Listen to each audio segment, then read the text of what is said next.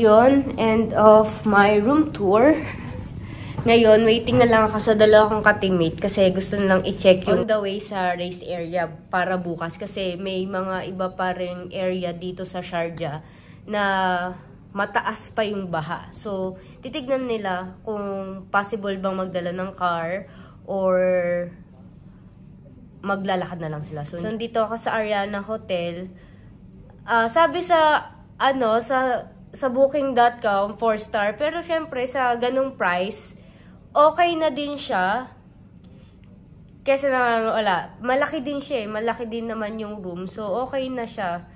Hindi ko masasabing pang 4-star level, pero okay na siya para sa price niya. Worth it na rin. Yung TV, may malabo. Tapos, yung wifi, hindi ako makakonect. Sobrang hirap makakonect. Tapos, nakakailang tawag na ako sa front desk. Laging siya sabi, on the way na, hindi pa rin naman, tapos hindi na sila nasagot. So, hindi ko alam, medyo hindi ako natutuwa. Wow. Feeling parang 500 yung binayad. Pero, mura lang yung book ko dito, sobra. So, okay na siya, pwede na siya sa price. Pwede na pagyagaan. Nagbe-breakout ako. Pero worth it naman. Bukas na yung race. Excited na ako. Mag-isa lang ako kasi supposed to be, may dalawa akong friend na kasama dito tonight. So, solo flight ako. Pero tomorrow, may kasama na ako. Makikita niyo sila sa vlog ko. I'm not alone. Nakakabaliw na, aning na. Mag-isa lang ako dito, guys. So, yun. Waiting na lang ako. And then, see you tomorrow. Bye! Maaga ako magpapahinga ngayon.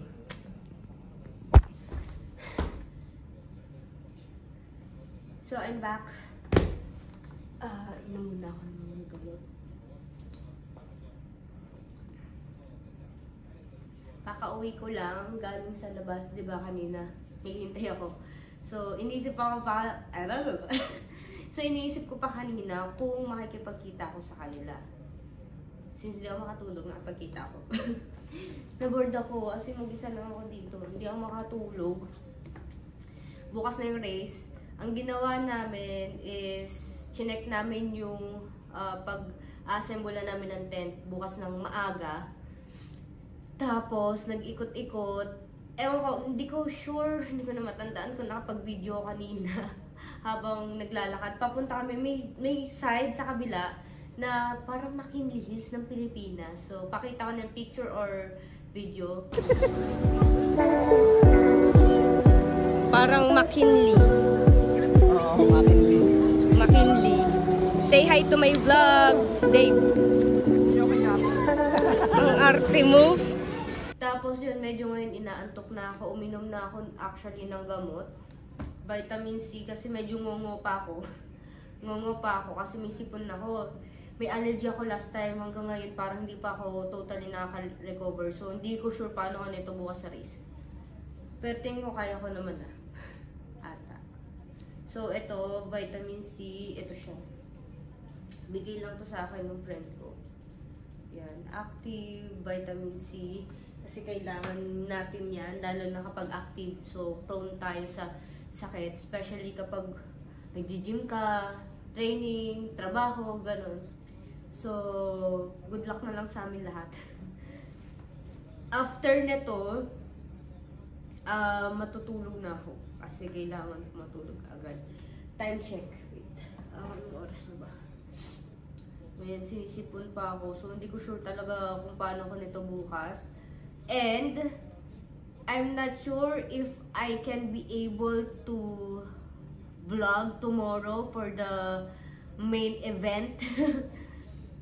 Kasi, busy yan, and race mode na yung mga mukha namin, baka sobrang pagod na matutulog. So, glimpse na lang ang ipapakita ko sa race day namin for day 1 and day 2. Hindi ko na alam kung makapag-vlog pa ako, pero I'll try my best to show it to you guys. And time check, it's 9:17 PM. Kanina pa talaga ako pinapatulog nila, pero hindi ako inaantok. Di talaga ako makatulog. So, uminom na ako ng mga gamot. Try ko baka makatulog na ako nito. And iniisip ko pa kung iinom ako ng anti-allergy. Kasi baka hindi ako magising bukas ng maaga.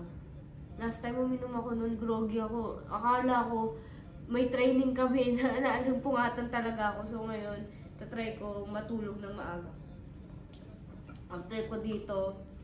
After ko uminom nito, hilamos, tapos tulog na, itatry ko talaga matulog. Medyo naninibago ako kasi namamahay. Huy, namamahay! Kita-kits na lang bukas sa race. Glimpse na papakita ko sa inyo, guys. And I hope you enjoy this vlog. See you tomorrow. Good night!